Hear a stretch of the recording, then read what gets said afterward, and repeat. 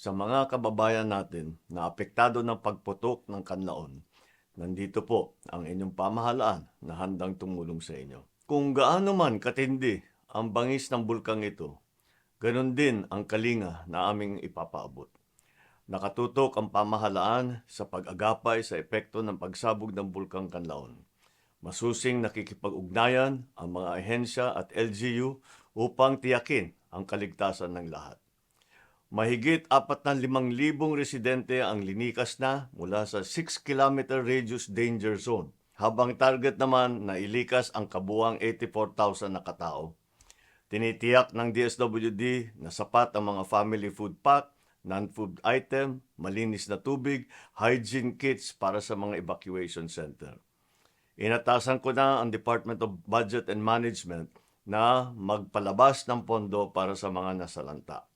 Patuloy din nakaalerto ang DOH laban sa mga sakit dulot ng volcanic ash, habang ang NDRMC at Task Force Kanlaon ay naghahanda sa anumang maaring mangyari. Ang matagal ng forward-deployed na relief items ng DSWD tulad ng mga family food pack at non-food items ay ibubuhos natin sa mga evacuation center.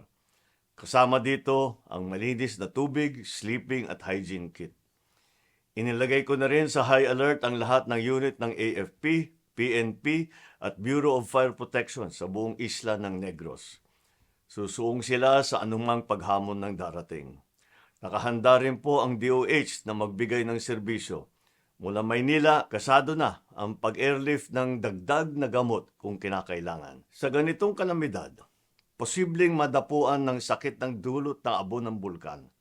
Walang patid po ang surveillance, monitoring at paalala ng DOH at saka DNR sa mga karamdamang maaring dumating. Bago pa man sumabog ang bulkan, ay pinaghandaan na ng ating NDRMC at Office of Civil Defense ang pagtugon sa maaring worst-case scenario. Dahil dito, nakatanod ang Task Force Kanlaon na magkokoordina ng tamang responde batay sa lakas ng pagsabog ng bulkan at pinsalang hatid nito. We will step up. We will level up. Any escalation in damages and destruction will be met with a stronger government response.